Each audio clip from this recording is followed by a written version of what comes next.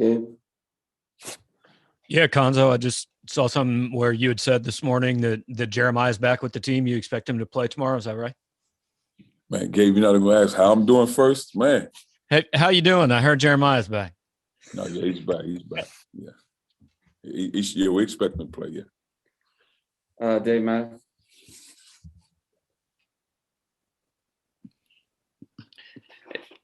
Cuonzo, when some of these second half trends, does it seem like the team is playing a little too casual with leads, or is it the opposite? They get a little tight. It seems like it should be one or the other. I think it's more. I think it is a combination of both. And I wouldn't necessarily say casually playing loose, because I think they still have an edge. But I think it's a case of this is for each individual guy is different. This is a shot I would take, but I wouldn't take it in the first half. I wouldn't take it in a critical situation.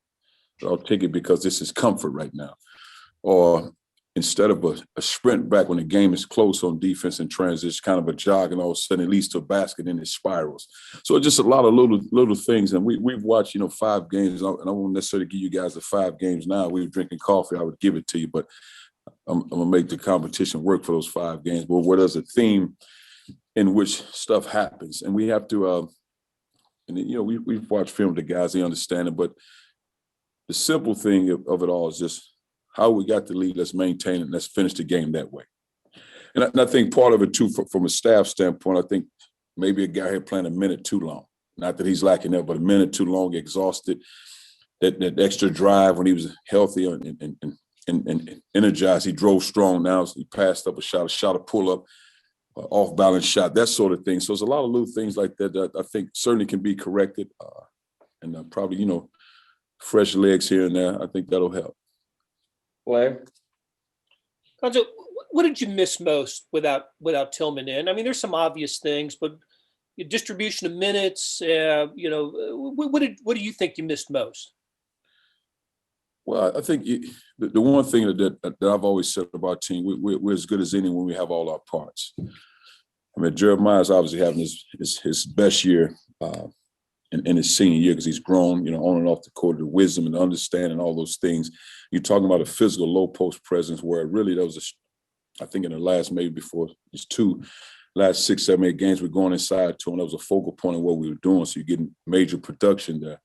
So when you don't have that presence to go inside, and again, I'll still say those 2 games I felt like we should have won, Arkansas and Georgia. We didn't do what we needed to do. But when you lose that level of presence and experience, now all of a sudden, a guy that was playing maybe 5 to 7 minutes, or if that, now I'm playing 20-plus minutes. And I think in his loss, I'm hopeful that Kobe, even though Kobe's a starter, but his role changed in both games, and even Parker.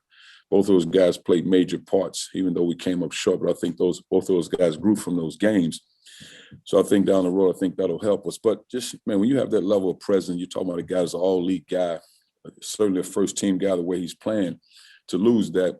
But not so much as his absence, but losing a family member. So that affects you in the locker room. And again, not to take nothing away from the losing, but this is one of my guys. This is my teammate. This is not a guy that I just heard about something. This is a guy, and plus, his heart. So that affects me as well because it's my guy. But we still got to go. We try to do to win this game for him. But at the end of the day, you're still playing against an opponent. But I just think when in those critical situations without him, who's getting the ball? I can press up a little more on Drew Smith and X Pinson because you don't have a Tim. So somebody else make a play. I mean, that's what I would do. You lose a key guy. That's just human nature. That's just scouting, reporting, game planning. So now when it gets critical, you're putting some guys in positions that they haven't been in before to make plays. And not that they're doing a poor job, they just hadn't been in them. Eric? Cuonzo, when did you come to the decision that Jeremiah wanted to come back, or was that purely on him, and just how are you making sure he's adjusting to being back with the team right after such a serious thing as losing a family member? Oh, that's solely him. Again, you're talking sport and you're talking family. That takes precedent over anything we're doing here. And that's his time to. It's not that. I just happen to be the figurehead in the program as a head coach, but it's not my decision. That's a family decision, and you proceed how you see best fit, period. And I'm here to assist any way you need. Colin?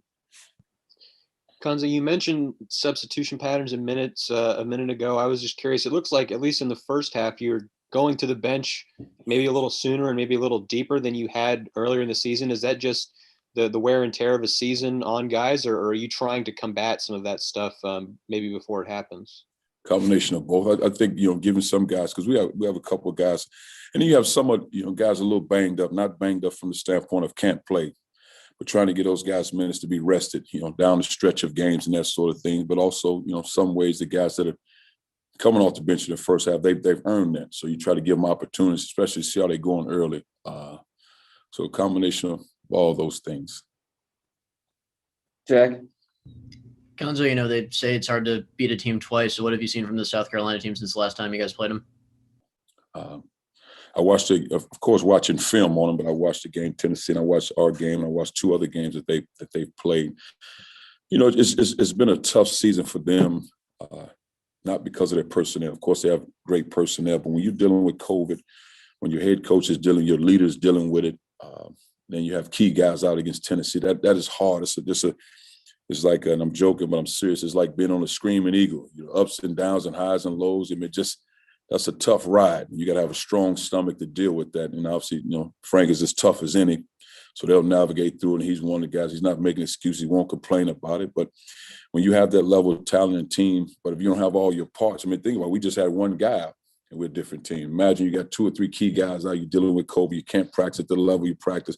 And I'm not sure how much you guys know behind the scenes when you have COVID situations. You can only practice one guy at a time. So it's not a team. It's not like you're still practicing as a team. It's more or less individual workouts. And now all of a sudden, okay, game time, let's come together and make it work.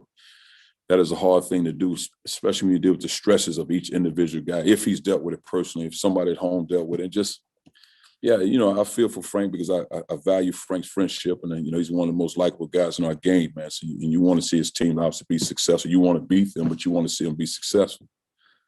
Andrew. Hey, Coach. The NCAA came out today and said they're going to allow 25% capacity at the upcoming tournament. What do you think fans add to that NCAA tournament atmosphere? I just think energy. I think you always talk about energy. Hopefully they're your fans, so that's the most important thing to me. I'm not really concerned with anybody else's fans, but I just think energy, man, is passion because, again, you dream of opportunities to play in the NCAA tournament. And we've had one guy, I think Jeremiah's the only guy on the team that's played in the NCAA tournament. That's a big deal, man. Those are memories, and our guys have put themselves in a position to be a part of that. So, and just really finishing your job. But fans are always good, especially when they're your family members. I don't know the capacity, how many family members, that sort of thing. But when you have fans, I think that's a good thing because, again, you don't always get these opportunities. Gabe. Was Kobe's game at Georgia more a product of necessity and you guys kind of changing the game plan, or is that something you think you can get out of him going forward? Well, I think that's certainly something we saw when we recruited him. And I think with Kobe, different player, but similar in a lot of ways to Jeremiah, those guys continue to get better with age and experience and just understanding, because Kobe's a guy, he's going to try to do everything you ask him as a player, whatever you want done as a player. He's that type of guy. He's a coachable guy. He want to be good, whatever it takes to win games, all those things. I just think for him, it's just to be able to play off his instincts, because with his size, his ability to get to the rim, scoring it around, he's really improved scoring it around the rim, using his strength, because he's always been a guy that can face up and make plays. But I think adding all those things and also shooting his timely three-point shots is just another dimension for our team. Dave. Cuonzo, with next Saturday being the final home game on the schedule as of now, you might reschedule Vanderbilt or LSU, but is there any kind of internal celebration like, wow, we actually still got to this point, reaching our full schedule at home or anything like that?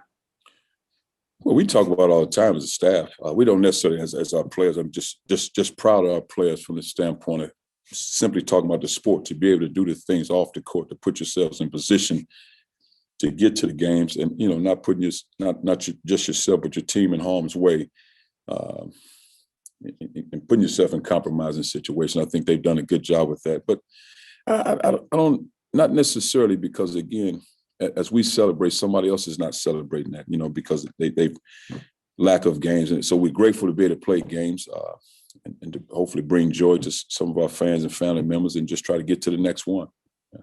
Dave Matter. Cuonzo, there have been times when you take out X and put Bugs in. very different players, obviously, but he's been able to kind of stabilize things. What's the trade-off when you go to one to the other? Oh, good question. Bugs is a natural facilitator, and that's what he brings to the table. He's looking for guys. X is more of a scoring guy. X is more built to score. So X, even though X stature says point guard, X is more of a combo guard. He's more of a guy that scores up off, make plays, or pass when there's an opportunity to pass. And I think Bugs is a natural with what you would consider for old school guys like myself. You would say John Stockton, those type guys. They're just setting his guys up the whole night. That's the difference. Chase. AJ Lawson for South Carolina's led them in scoring the past 6 games. What have you seen from him, and then how do you think about stopping him? Well, you certainly have to make his looks tough because he's one of the few guys on the league that can catch and shoot where he stands and gets up on his shot. I mean, he doesn't have to take a step. As soon as he catch it, boom, he's off the ground.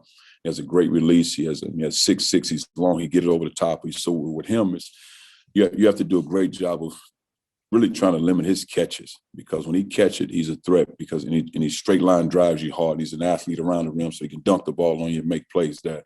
But you just want to try to limit his touches as much as possible, which is easier said than done, because they do a lot of things to try to get him the ball. You got to try to stop him in transition early.